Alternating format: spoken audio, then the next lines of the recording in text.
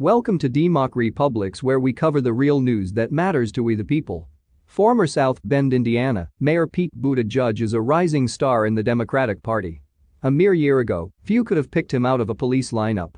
Now he's the presumptive front-runner of the centrist faction of the party and, for the moment, at least the most likely person for Stop Bernie forces to coalesce around. But few know much about him, if anything. His personal biography seems to revolve around two data points. First, that he's a gay Christian. Second, that he's a former Navy intelligence officer. The latter of the two has not had any significant scrutiny. When Mayor Pete's military record is subjected to even the slightest bit of observation, however, some disturbing facts and damning questions begin to leap out. The question at the bottom continues to be: who is Pete Buttigieg? Pete Buttigieg. Corporate consultant Mayor Pete likes to talk a lot about his deployment to Afghanistan, more on that later, but he also spent some time in Iraq when he was working for McKinsey & Company as an energy, retail, economic development, and logistics consultant. He makes a passing reference to having been in a safe house in Iraq in 2007 in his memoir Shortest Way Home. Indeed, Buttigieg spent time in both Iraq and Afghanistan while he was working with McKinsey & Company. This time period, 2007 to 2010, also overlaps with his time as a naval intelligence officer, 2009 to 2017. McKinsey isn't just any global management consulting firm. They have a contract with the Department of Defense as part of a broader task force on business and stability operations. This project was criticized by Minnesota Congresswoman Betty McCollum in 2011 as an inappropriate use of military resources. Why, after all, is the military being used to create an attractive investment and growth environment for American companies? One of the tasks carried out by the task force was to help Kate Spade source raw materials for her handbags. In 2009, McKinsey was given an $18.6 million contract that expanded their work from Afghanistan into Iraq. Pete refuses to answer questions about what he was doing with McKinsey during this period, citing a non-disclosure agreement that's over 10 years old. What we do know, however, is that Buttigieg was stationed in Herat province for part of his resume building tour of duty, where McKinsey was also very active. Unfortunately, there aren't a lot of dots to connect here, but the dots we have are worth noticing. Just like it's worth noticing that Buttigieg found time to volunteer for Barack Obama's 2008 presidential campaign, Pat Bauer's Indiana gubernatorial campaign, and enlist in the United States Navy, all while he was still working at his high-powered consulting gig with McKinsey. He finally left McKinsey in 2010 when he launched his losing bid for Indiana State Treasurer. Pete Buttigieg.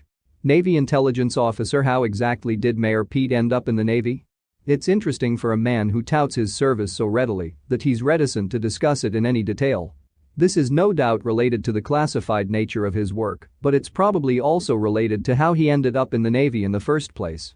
The Navy Reserve's Direct Commission Officer program allows ambitious young professionals to pad their resume with military service, usually in intelligence and public affairs, without having to go through tedious processes like basic training or officer candidate school.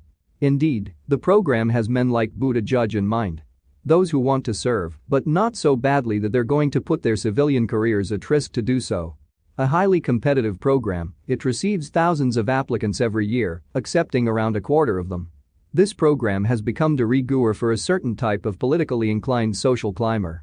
Indeed, several senior members of the Trump administration have used this program to add military service to their resumes.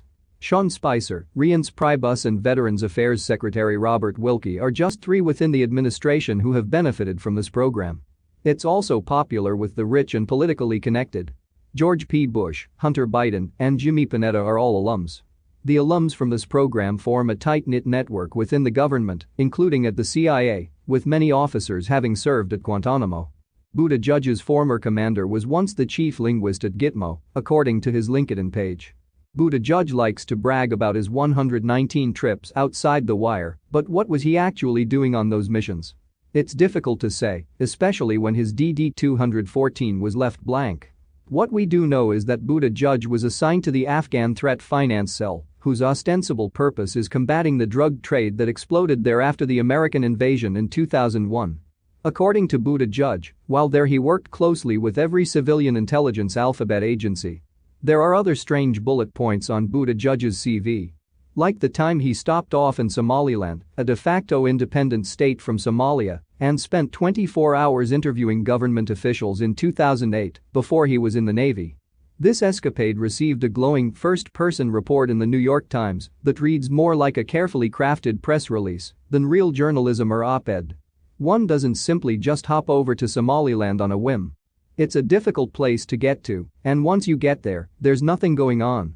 But Buttigieg made it in and was able to liaise with top government officials who just happened to be offering up their main port to Africa, a boon that would certainly benefit the intelligence community. Buttigieg later became cozy with Pete Buttigieg.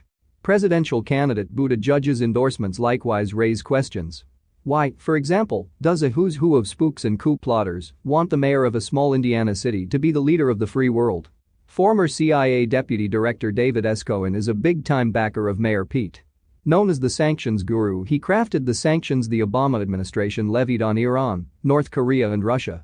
Cohen continues to appear before think tanks encouraging intervention in Venezuela. Other spook endorsements come from Charlie Gilbert, former deputy director of the CIA's National Clandestine Service, John Baer, former chief of staff of the CIA's Middle East Task Force, and Dennis Boughton, who spent 26 years in vaguely defined executive leadership positions in the CIA, among other CIA bigwigs.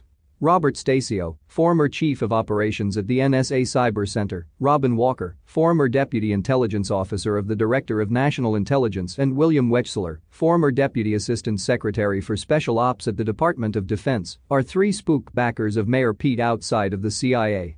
The Grayson has an article that is little more than a list of Mayor Pete's spook endorsements, which also includes ties to USAID, the World Bank, and the Inter-American Development Bank. The son of the president of Afghanistan is a senior foreign policy advisor for his campaign. Why Mayor Pete?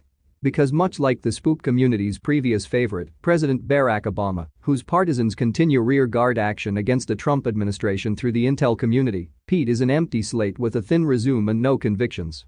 His electoral appeal is mostly an imagined yearning of middle America for a gay Christian president, a bizarre fever dream of the media class. For what it's worth, Pete's backers, be they spooks or not, do not seem to be taking no for an answer. Signs point toward the recent electoral debacle in Iowa as not the shambling disaster of an incompetent Democratic Party, but as a naked power grab. For anyone unaware, the results of the Iowa caucuses took the better part of a week to resolve, thanks to technical difficulties stemming from an app used to tabulate and track voting. The app maker, who claims they were caught with their pants down because the app wasn't stress-tested, extremely unlikely, as anyone who has ever worked in tech will tell you, has ties to both the Democratic Party and the Buttigieg campaign. Could the Iowa debacle be an intel operation? Indeed, the debacle surrounding Shadow, the name of the app used to count and track votes during the Iowa caucuses, has all the marks of a psyop. Rather than fudging the vote numbers, which there is evidence for at the esoteric state delegate equivalent level, where delegates are actually decided, perhaps the goal was simply to allow Buttigieg to declare victory, reap the media whirlwind that results from winning the Iowa article caucuses, and prevent his chief rival, Senator Bernie Sanders, from doing the same. Buttigieg's campaign was invested in Shadow to the tune of $42,500. Sadly for his campaign, New Hampshire's elections are more straightforward, with hacking protections firmly in place, and thus, much harder to steal. It's not necessary for Mayor Pete to be a card-carrying CIA agent or a registered asset with a handler straight out of a spy novel. It's simply sufficient for him to traffic in the same circles, share the same values and be on board with the program. You don't have to be a spook to do a spook's job. For those who spend enough time in that world, it simply becomes a matter of habit. Let us know what you think. Leave your comments down below. Like, share and subscribe. And check out DEMOCREPUBLIX.com for the latest in news. Until next time. We live in a really nightmare.